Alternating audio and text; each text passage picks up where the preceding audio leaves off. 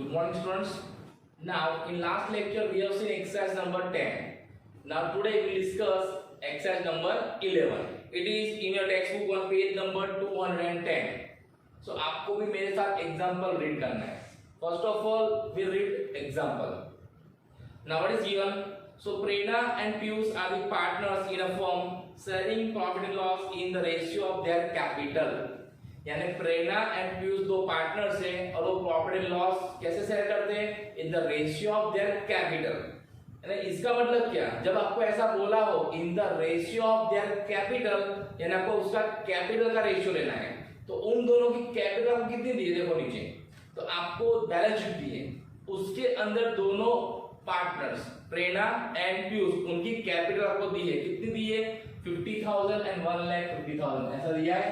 50,000 and 1,50,000 इसका proportion लेना है.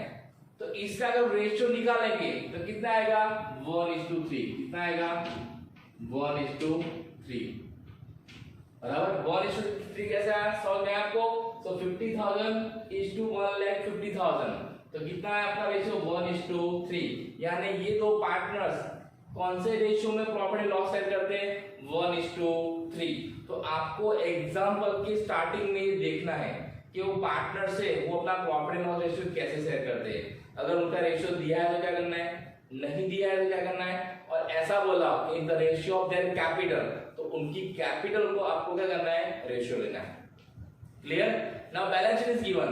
सो मैंने आपको पहले समझाया था कि first of all we have to decide कि which reserves is given on liability side and what is given on asset side, whether goodwill, profit and loss account, advertisement campaign expenditure, research and development expenditure, all these things are given in old balance sheet. If it is given, then it is distributed between the old partner in their old ratio. So first of all we see liability side. So see liability side what is given. So capital accounts it is not distributed. Then reserve fund, yes it is distributed between old partners in their old ratio. So tick mark on this. आपको इसको tick mark करना है क्योंकि इसको partners के अंदर क्या करना है डिस्ट्रीब्यूट करना है. उसके बाद क्या दिया है क्रेडिटर्स एंड आउटस्टैंडिंग एक्सपेंसेस. ये कभी डिस्ट्रीब्यूट होता नहीं है because it is liability of the business. So liability में एक ही चीज दी है कौन सी reserve fund. Now asset side.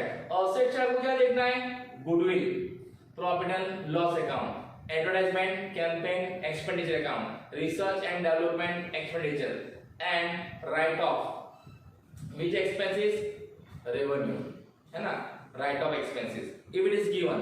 तो यहाँ पे देखो बैलेंस शीट में असेट साइड ऐसा कुछ दिया है, इसमें से हमें कुछ भी दिया नहीं है. देखो इसमें से हमें कोई अकाउंट दिया नहीं है, तो असेट साइड ऐसा कोई अकाउंट नहीं है जो पार्टनर्स के अंदर डिस्ट्रीब्यूट करना है. क्लियर. तो यहाँ पे एक ही चीज को हमें डिस्ट्रीब्यूट करनी है कौन सी रिजर्व फंड. वो हम बाद में देखेंगे जब हम पार्टनर्स कैपिटल अकाउंट बनाएंगे तब. इसके बाद हम देखते हैं एडजस्टमेंट जो हमको नीचे दिए गए. कौन कौन से एडजस्टमेंट दिए गए. दे एडमिटेड पॉइनी as the new partner for 1/5 share of profit on 31st March 2016 on following terms. So who is new partner? Poini is new partner. And what is sharing profit? 1/5. ये हमको already दे दिया है. Now what are the adjustment? So first adjustment. Poini brought rupees 62,500 as capital and rupees 24,000 as her share of goodwill in cash. यानी Poini cash कितना लाएगी capital में 62,500 और premium for goodwill कितना लाएगी कैश में 24,000. And what is given? 60% amount of goodwill is withdrawn by the old partners. यानी जो Poini न्यू पार्टनर जो प्रीमियम फॉर गुडविल लेके आएगी ना 24,000, वो तो आपको क्या करना है पहले ओल्ड पार्टनर्स के अंदर उनके सैक्रिफाइस रेशियो में डिस्ट्रीब्यूट करना है. उसके बाद जो डिस्ट्रीब्यूशन होगा दोनों के बीच में उसका 60% वो लोग विड्रॉ कर लेंगे. ये हमने सब अकाउंटिंग किट में देख लिया था. और यहाँ पे इस एग्जांपल में जब हम पार्टनर्स कैपिटल अकाउंट बनाएंगे ना उस टाइम पे इस एडजस्टमेंट को हम देखेंगे. क्लियर. सबसे पहले में क्या बनना है रिवैल्यूएशन अकाउंट, फिर partners capital account, then cash account and last new balance sheet after admission of new partner. So सबसे पहले आपको कौन से एडजस्टमेंट देखने हैं those adjustment which effect revaluation account. अब हमको पता है कौन से एडजस्टमेंट रिवैल्यूएशन अकाउंट को इफेक्ट करते हैं. तो कौन से होते हैं असेट्स की वैल्यू इंक्रीज हो, असेट्स की वैल्यू डिक्रीज हो, लायबिलिटीज इंक्रीज हो, लायबिलिटी डिक्रीज हो, या कोई ऐसा एक्सपेंस जो हमें देना बाकी होता है at the time of admission वो हो तो ऐसी इनकम जो हमें eight the time of admission हमको पता चलता है कि हमारी इनकम है। तो ऐसे ट्रांजेक्शन, ऐसे एडजस्टमेंट की इफेक्ट हमें देनी है रिवैल्यूएशन अकाउंट में। तो आपको ये समझ में आना चाहिए कि जो एडजस्टमेंट दिए रहते हैं उसमें से कौन सा एडजस्टमेंट पार्टनर्स कैपिटल को इफेक्ट करेगा और कौन सा एडजस्टमेंट रिवैल्यूएशन अकाउंट को इफेक्ट करेगा, है ना। और ऐसे हम जानते हैं हर एक एडजस्टमेंट की क्या होती है, टू इफेक्ट। हर एक एडजस्टमेंट क्या होती है, टू इफेक्ट। तो पहले हम देंगे रिवैल्यूएशन अकाउंट में इफेक्ट, और दूसरी effect at the same time आपको बैलेंस शीट में या पार्टनर्स कैपिटल में देना होता है। लेकिन यहाँ पे 1 बाय 1 अकाउंट बनाते हैं। तो सबसे पहले देंगे रिवैल्यूएशन में, मैं उसका आपको बोल दूंगा कि इसकी दूसरी इफेक्ट कौन से अकाउंट में किस साइड आएगी, आपको याद रखना है। और लास्ट में जब हम बनाएंगे वो account partners capital, cash account और बैलेंस शीट, उस टाइम उसकी दूसरी अकाउंट इफेक्ट देंगे।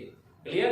तो सबसे पहले रिवैल्यूएशन अकाउंट, मैंने यहाँ पे रिवैल्यूएशन अकाउंट ड्रॉ कर दिया है, उसमें अकाउंट में लिख दिए कि डेबिट साइड कौन सा आएगा, क्रेडिट साइड कौन सा आएगा। लेकिन 1 बाय 1 मैं आपको एक्सप्लेन करूंगा, उसके बाद आपको लिखना है। So what is the first adjustment? See, market value of stock and machinery is rupees 20,000 and 1,20,000 respectively. यानी जो मार्केट वैल्यू है स्टॉक एंड मशीनरी की वो कितनी हो गई है, 20,000 एंड 1,20,000। तो आपको आपकी ओल्ड बैलेंस शीट में स्टॉक और मशीनरी की वैल्यू देखनी है। तो स्टॉक की वैल्यू कितनी दी है आपको, देखो 17,500 और मार्केट वैल्यू कितनी हो गई है, 20,000। तो इसका मतलब क्या हुआ, assets price is increased, assets value is increased, and whenever assets value is increased at the time of revaluation of assets and liabilities, it is recorded in revaluation account which side, credit side। आपको याद रखना है assets की value अगर increase होती है तो revaluation account में क्रेडिट साइड, अगर डिक्रीज होती है तो रिवैल्यूएशन अकाउंट में डेबिट साइड। तो यहाँ पे क्या होती है, इंक्रीज। तो कहाँ लिखेंगे हम, रिवैल्यूएशन अकाउंट में क्रेडिट साइड कितना, तो 2500। जितना वैल्यू इंक्रीज होता है उतना ही लिखना है। कैसे 2500 आया, तो मार्केट वैल्यू कितनी है 20,000 और बुक वैल्यू कितनी है 17,500। तो दोनों के बीच का डिफरेंस कितना है 2500। जितना वैल्यू इंक्रीज हुआ है वही अमाउंट हमको यहाँ पे लिखनी है। अब यहाँ पे हमें कोई जनरल एंट्री पास करनी नहीं है। अगर हम इसकी जनरल एंट्री पास करते हैं तो क्या आएगा, stock account debited to revaluation account, यानी रिवैल्यूएशन अकाउंट में credit side by stock 2500।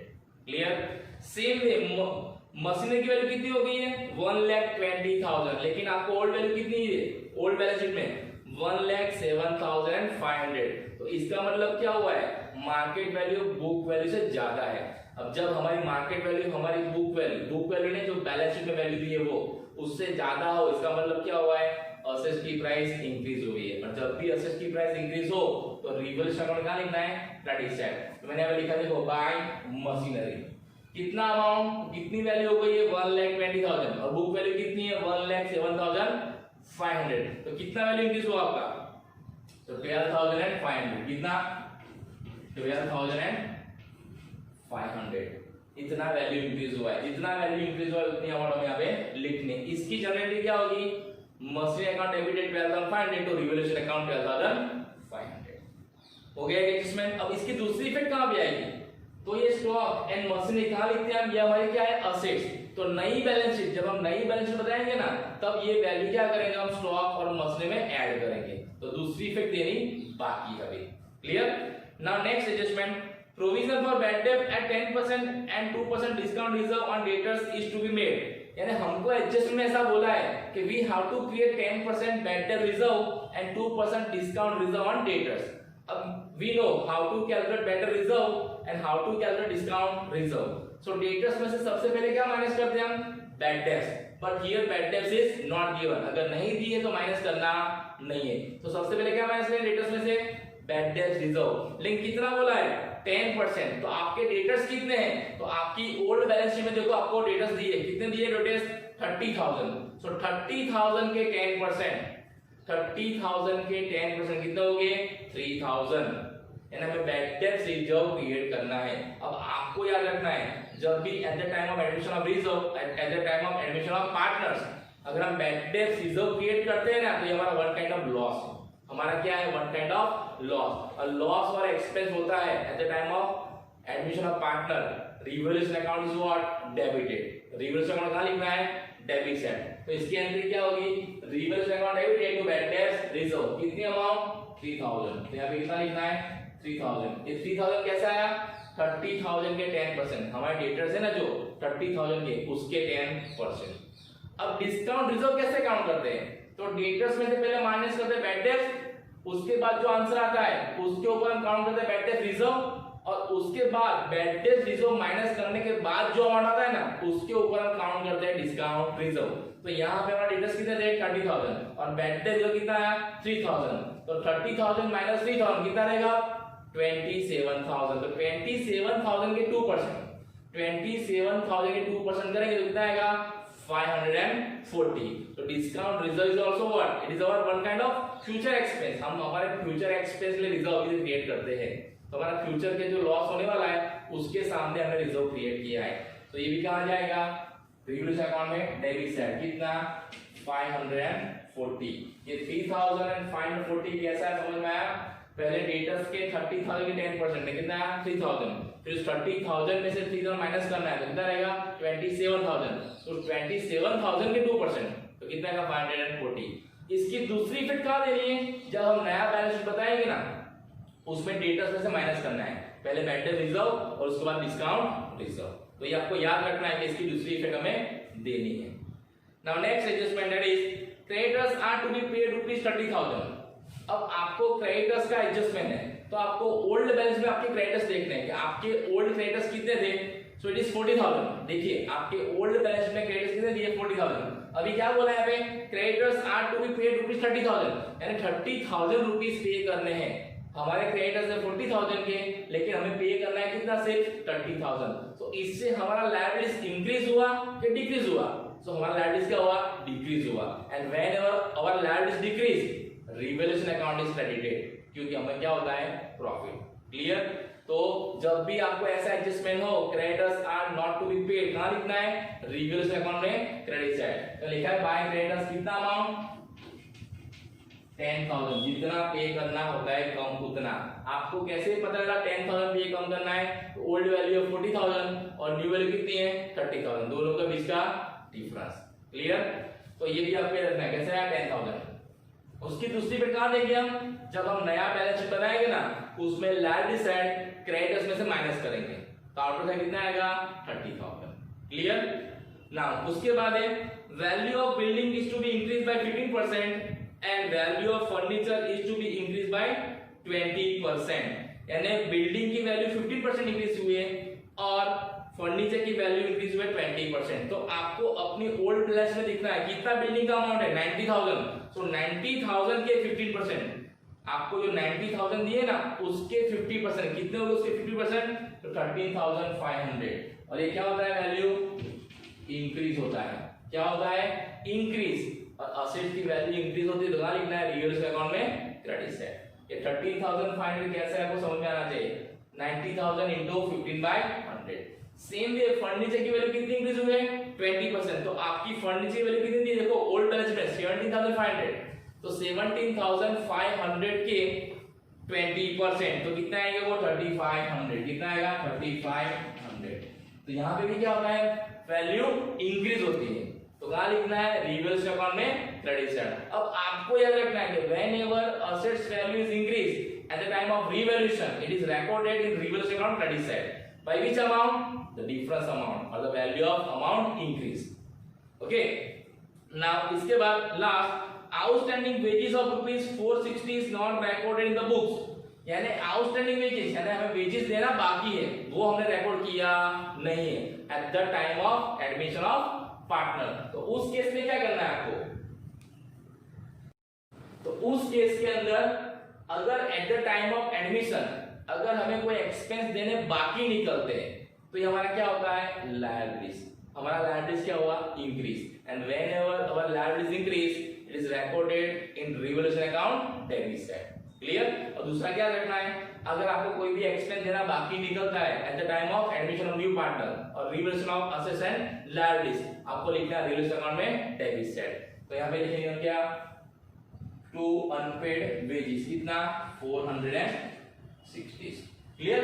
Now we have discussed all the adjustment. हमने सारे एडजस्टमेंट देख लिए। अब कोई एडजस्टमेंट ऐसा नहीं है जो रिवैल्यूएशन अकाउंट को इफेक्ट करता है।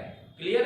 तो उसके बाद क्या करना है? After giving all the effect we have to find out profit and loss from this revaluation of assets and liabilities. So first of all, we'll do total of both sides. So here it is same. Credit side total is more than debit side. So first of all, we do credit side total. So what is your credit side total? So it is 42,000. It is 42,000. तो इसको हम दोनों side लिखेंगे 42,000. Now from this 42,000 you have to minus this three figure. इस 42,000 से आपको ये तीनों फिगर माइनस करनी है. तो आपका आंसर कितना आएगा? 38,000. कितना आएगा? 38,000. It is profit of revaluation account. यानी आपने eight the time of admission of partner आपने जो असेट्स एंड लायबिलिटीज का रिवैल्यूएशन किया उससे कितना प्रॉफिट आपको? 38,000. क्लियर? अगर क्रेडिट साइड का डेबिट साइड से ज्यादा है तो डिफरेंस कहाँ आएगा? Debit side. तो क्या होगा ये? प्रॉफिट. और इस प्रॉफिट को क्या करना है? ओल्ड पार्टनर्स के अंदर ओल्ड रेशियो में डिस्ट्रीब्यूट करना है. Only in old partners in old ratio.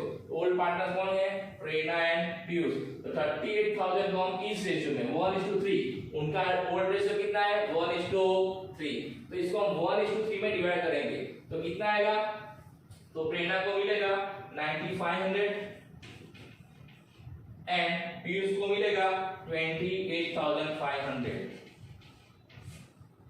Clear? इन दोनों का टोटल करना है. कितना आएगा? 38,000. भाई कैसा आया? तो 38,000 into 1/4 तो 9500 एंड 38,000 into 3/4 तो कितना आएगा? 28,500. इस 38,000 को हमने उनके ओल्ड रेशियो में डिस्ट्रीब्यूट किया है 1:3 में. क्लियर? तो इस तरह से आपको रिवैल्यूएशन अकाउंट का प्रॉफिट एंड लॉस फाइंड करना है. अगर प्रॉफिट आता है, अगर रिवैल्यूएशन अकाउंट में प्रॉफिट आता है तो उसकी एंट्री कहां करनी है? पार्टनर्स कैपिटल अकाउंट में क्रेडिट साइड. अगर प्रॉफिट आता है तो, अगर लॉस आता है तो पार्टनर्स कैपिटल अकाउंट में डेबिट साइड. आपको याद रखना है अगर प्रॉफिट आता है रिवैल्यूएशन अकाउंट में तो कहां लिखना है? पार्टनर्स कैपिटल अकाउंट में क्रेडिट साइड. क्योंकि उससे पार्टनर्स कैपिटल क्या होती है? इंक्रीज होती है. और पार्टनर्स की कैपिटल जब भी इंक्रीज होती है ना तो उसको कहां अकाउंट करते हैं? पार्टनर्स कैपिटल में क्रेडिट साइड. और लॉस आता है तो पार्टनर्स कैपिटल में डेबिट साइड. तो पार्टनर्स कैपिटल में डेबिट साइड एंट्री कब होती है? जब पार्टनर्स की कैपिटल क्या होती है? डिक्रीज होती है. क्लियर? तो इसके बाद हम बनाएंगे क्या? Partners capital account.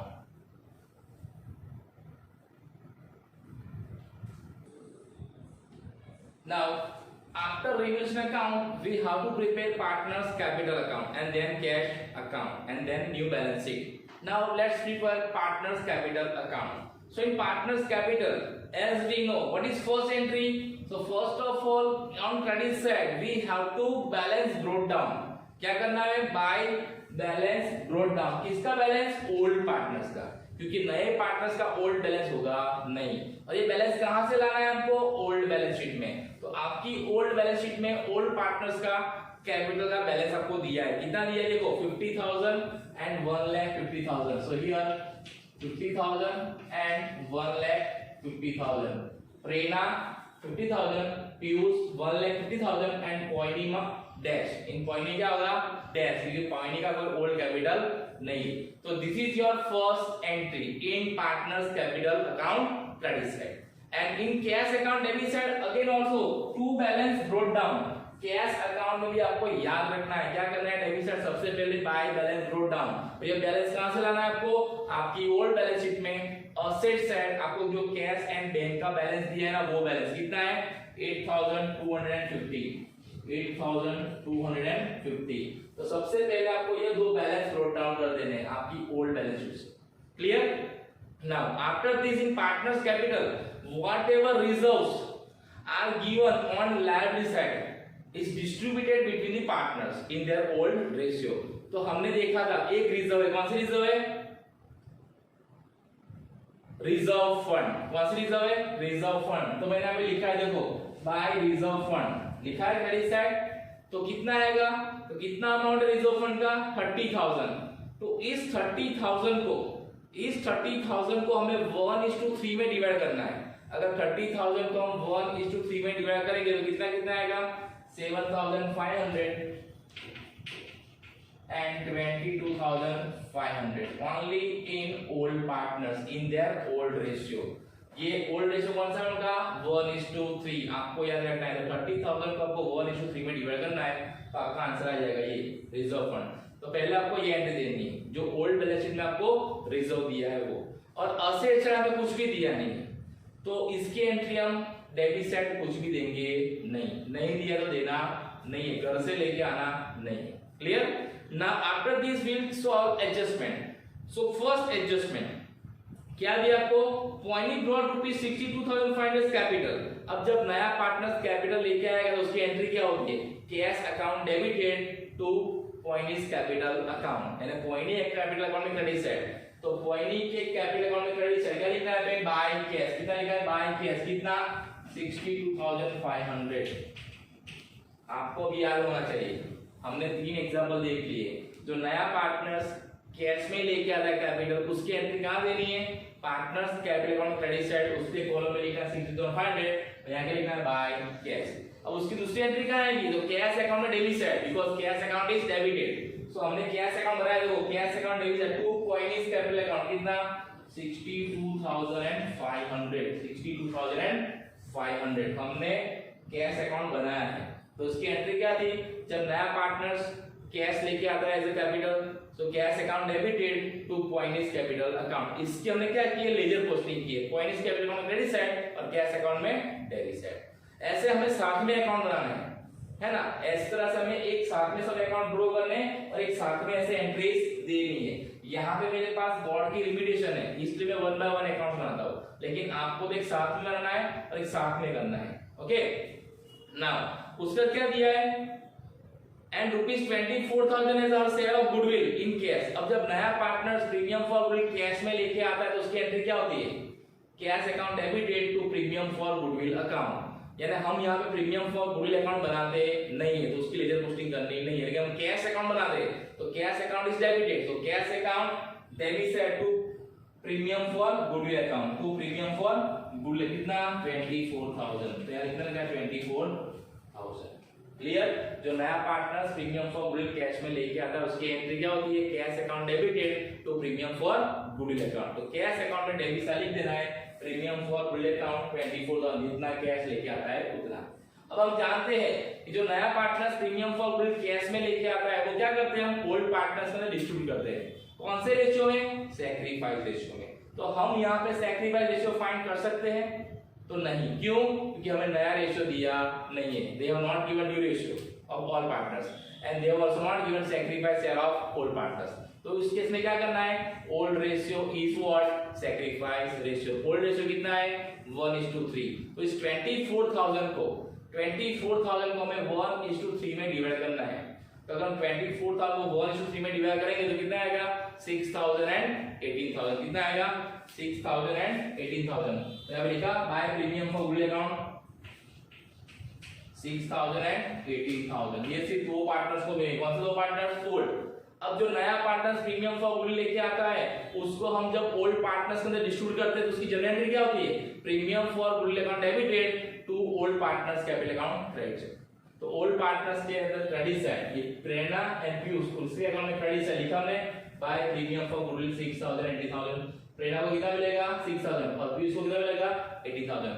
ये कॉलम याद रखने हैं, बाय मिस्टेक अगर आप 18 यहां लिखोगे 6 यहां लिखोगे तो सारा आंसर क्या आएगा आपके गलत। तो आपको याद रखना है कौन से पार्टनर का कितना अमाउंट है वो। अब आपको ये समझ में आना चाहिए कि जब नया पार्टनर कैश लेके आता है कैपिटल की तो उसकी दूसरी एंट्री कहां होती है, एक पार्टनर्स कैपिटल में क्रेडिट साइड, यहां क्या लिखना है बाय कैश, दूसरी कहां होती है कैश अकाउंट में डेबिट साइड, यहां क्या लिखना है बाय पॉइंट कैपिटल अकाउंट। जो प्रीमियम फॉर गुडविल कैश में लेके आता है उसकी एंट्री कहां पे होगी, कैश अकाउंट में debit side to premium for goodwill. और जो प्रीमियम फॉर गुडविल नया पार्टनर्स लेके आता है वो ओल्ड पार्टनर्स के अंदर जब डिस्ट्रीब्यूट करते हैं तो उसकी एंट्री कहां पे होगी, पार्टनर्स कैपिटल में क्रेडिट साइड। यहां पे क्या लिखना है बाय प्रीमियम फॉर गुडविल। और ये डिस्ट्रीब्यूट कैसे करना है, उनके सैक्रिफाइस रेशियो में। यहां पे हमने ओल्ड रेशियो में किया, क्यों, क्योंकि हमको सैक्रिफाइस रेशियो दिया नहीं। क्लियर? तो इस तरह से इसकी एंट्री करनी है। ओके, नाउ उसके बाद क्या बोला है, 60% amount of goodwill is withdrawn by the old partners. जो नया पार्टनर्स प्रीमियम फॉर गुडविल लेके आएगा ना, जो ओल्ड पार्टनर्स के अंदर डिस्ट्रीब्यूट करेंगे ना, उसमें से ओल्ड पार्टनर्स 60% विथड्रॉ कर लेंगे। तो मैंने आपको ये भी समझाया था जब हमने अकाउंटिंग ट्रीटमेंट गुडविल देखी थी तब, कि जब पार्टनर्स विथड्रॉ करते हैं प्रीमियम फॉर गुडविल तो क्या एंट्री आती है, old partners capital account debited to cash. क्या आता है, old partners capital account debited to cash. तो कितना अमाउंट, तो जितना आपने डिस्ट्रीब्यूट किया है ना उसका 60%, 6,000 का 60%, एंड 18,000 का 60%, तो उसकी एंट्री क्या होती है, दोनों के पार्टनर्स के क्या हो गए, डेबिट। तो भाई एंट्री क्या होगी, गुडविल अकाउंट और इवन से cash in bracket cash account, तो यहाँ पे डेबिट होगा। तो 60% कितना होगा 6,000 का 3600 और 18,000 कितना होगा 10,500, बराबर ना। तो 10,800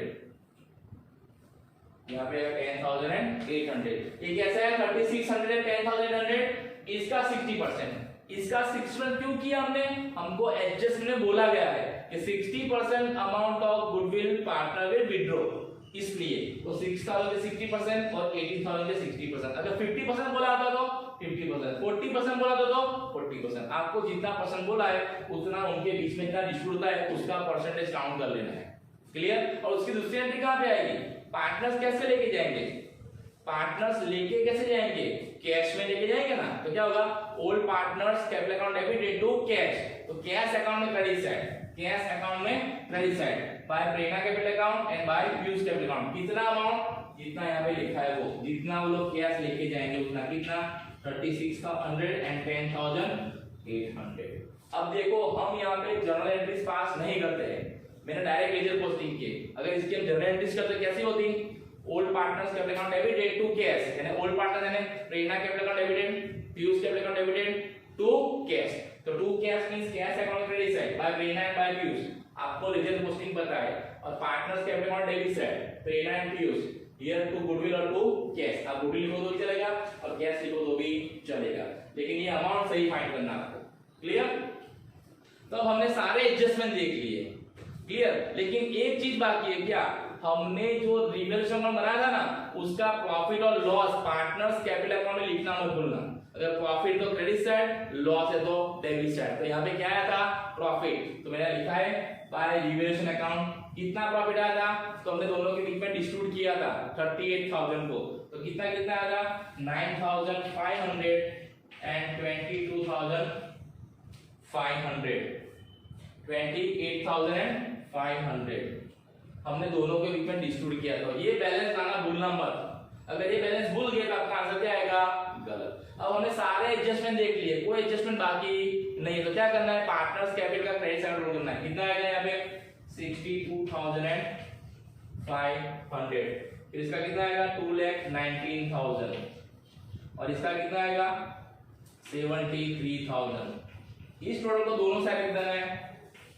73,000 2,19,000 और यहाँ पे आएगा 62,500। अब इसमें से आपको डेबिट साइड की एंट्री माइनस करनी है, तो यहाँ पे कोई एंट्री नहीं देगा, कितना आएगा 62,500 और 2,19,000 माइनस 10,800 तो कितना आएगा 2,08,200 और यहाँ पे 73,000 माइनस 3,600 तो कितना आएगा आपका आएगा 69,400, कितना आएगा 69,400। तो इस तरह से आपको बैलेंस फाइंड करना है, this is our new capital balance.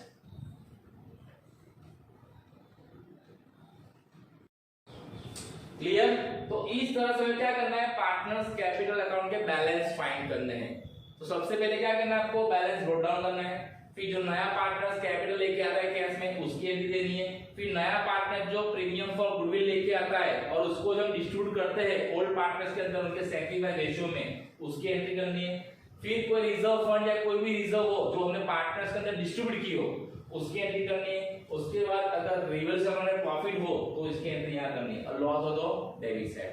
और इस साइड कौन सी एंट्री आएगी, अगर जो पुराने पार्टनर्स है जो प्रीमियम फॉर गुडविल नया पार्टनर्स लेके आता है उसको क्या करते हैं वो लोग विड्रॉ करते हैं, अगर आपको ऐसा एडजस्टमेंट बोला है तो उसकी एंट्री यहाँ पे देनी है, या कोई पार्टनर्स कोई कैश असेट्स या कुछ भी लेके जाता हो ऐसा हमें एडजस्टमेंट दिया हो तो उसकी एंट्री कहाँ देनी है आपको यहाँ पे देनी है, इसके सिवा और कोई एंट्री देनी नहीं है। और इसके बाद इस तरह से आपको क्रेडिट साइड रोल करना है, उसको दोनों साइड रख देना है, उसके बाद इसमें से डेबिट साइड जितनी भी एंट्री है उसको माइनस करना है और जो डिफरेंस आता है वो क्या आपका न्यू कैपिटल, कितना है न्यू कैपिटल। इस न्यू कैपिटल को हम दिखाएंगे अब न्यू बैलेंस शीट में तीनों पार्टनर्स की कैपिटल के साथ।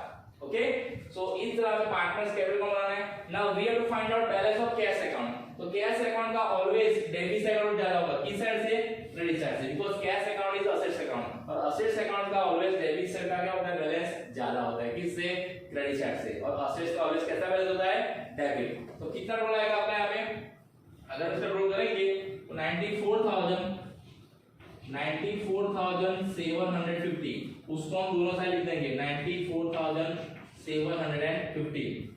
आपको याद रखना है, आपको टोटल खुद से करने हैं, क्लियर, इसमें मेरी गलती शायद हो सकती है। तो 94,750 दोनों साइड रख दिया। अब इसमें से दो अमाउंट माइनस करनी है, 3600 एंड 10,800। तो हम 94,750 में से 3600 एंड 10,800 माइनस करेंगे तो हमारा आंसर कितना आएगा, 80,350। कितना आएगा, 80,350। अब हमें नई बैलेंस शीट के अंदर हमारा ये बैलेंस दिखाना है, कैश एंड बैंक का ये बैलेंस दिखाना है, ये वाला नहीं जो आपको पुराना दिया था, वो कौन सा दिखाना है, दिस वन 80,350। क्या बोलते हैं उसको, बाय बैलेंस सीएल। क्या बोलते हैं, बाय बैलेंस सीएल। तो इस तरह से क्या बनाया, partners capital account and cash account. Now we prepared balance sheet after admission of new partner.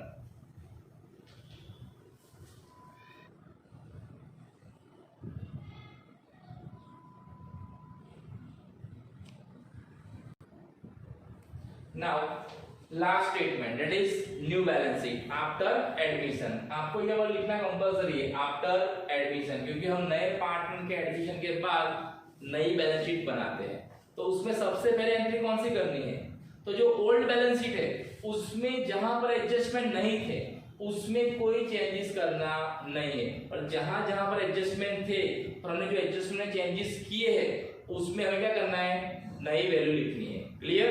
तो सबसे पहले कैपिटल, तो तीनों पार्टनर्स का कैपिटल कितना आएगा, अभी यहाँ पे तो हमने फाइंड किया था पार्टनर्स कैपिटल अकाउंट के अंदर, वो नया बैलेंस लिखना है। तो कितना कितना था, तो प्रेरणा का था 69,400, फिर पीयूष का था 2,08,200 एंड कोइनी का था 62,500। ये तीनों के बैलेंस हमने जो पार्टनर्स कैपिटल में फाइंड किए थे ना वो लिखने हैं। फिर इन तीनों का टोटल में यहाँ पे लिखना है, तो तीनों का टोटल कितना होगा, 3,40,100। कितना होगा, 3,40,100 आपको भी टोटल करना है। उसके बाद रिजर्व फंड, तो रिजर्व फंड यहाँ पे दिखाना नहीं है, क्यों, क्योंकि हमने ऑलरेडी इसको पार्टनर्स के अंदर क्या कर दिया है, डिस्ट्रीब्यूट कर दिया है। तो जो रिजर्व हमें पार्टनर्स के अंदर डिस्ट्रीब्यूट की है उसको नई बैलेंस में दिखाना नहीं है, क्योंकि इसकी अमाउंट ऑलरेडी इस कैपिटल अकाउंट में आ गई है। उसके बाद क्या है, क्रेडिटर्स, तो क्रेडिटर्स का एडजस्टमेंट था, देखो हमारे ओल्ड क्रेडिटर्स कितने हैं, 40,000। अब क्या बोला है, अब हमारे क्रेडिटर्स कितने हो गए, we have to pay only what, 30,000। Creditors are to be paid rupees 30,000, 30,000 पे करना है, तो कितना पे नहीं करना है, 10,000। तो नॉट टू पे कितना आएगा, 10,000। तो बाहर कितना आएगा, 30,000। हमें ये आंसर चाहिए कि अभी हम 30,000 क्रेडिटर्स हमारे हो गए, तो कितने थे पहले, 40,000, तो कितना कम हुआ, 10,000। इसकी एक इफेक्ट हमने रिवैल्यूएशन अकाउंट में क्रेडिट साइड दी थी और दूसरी इफेक्ट हम यहाँ पे देते, देखो है ना, हर एक एडजस्टमेंट की दो इफेक्ट होती है, याद रखना, क्लियर। उसके बाद है अनपेड एक्सपेंस, कितने देखिए आपको दिए, आउटस्टैंडिंग एक्सपेंस कितने हैं, 1,500। और आपको एक एडजस्टमेंट भी दिया है, जो लास्ट एडजस्टमेंट आउटस्टैंडिंग वेजेस कितना है, 460। तो उसको उसके अंदर प्लस कर देना है, जो आउटस्टैंडिंग एक्सपेंस है ना, अनपेड और आउटस्टैंडिंग बोथ आर सेम, कितना है 460। तो कितना हो जाएगा टोटल 1960। हमारे अनपेड वेजेस एक्सपेंस के लिए थे पहले, हमारे अनपेड एक्सपेंस पहले थे 1500, लेकिन आफ्टर एडमिशन 460 बढ़ गए, अब कितना हो गया 1960।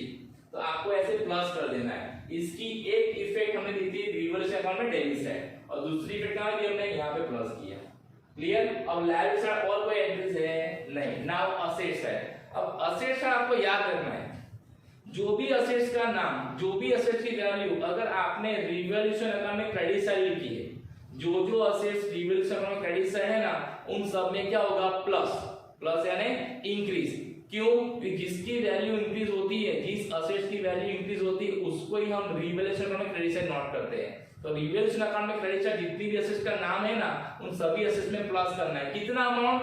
जितना अमाउंट आपने रिवैल्यूएशन अकाउंट में लिखा है उतना अमाउंट। तो यहाँ पे हमें फिर से एडजस्टमेंट देखने की जरूरत नहीं है, फिर से कैलकुलेशन करने की जरूरत नहीं है। हमें क्या करना है? सिर्फ रिवैल्यूएशन अकाउंट देखना है। तो सबसे पहले क्या हमारा वैल्यू है? तो सबसे पहले बिल्डिंग, तो बिल्डिंग की वैल्यू कितनी है हमारी? 90,000। अब आपको ये देखना है कि रिवैल्यूएशन अकाउंट में क्रेडिट साइड बिल्डिंग में कितना अमाउंट लिखा है। देखो, सो 13,500, सो प्लस 13,500 कितना आएगा? 1,03,500 कितना आएगा?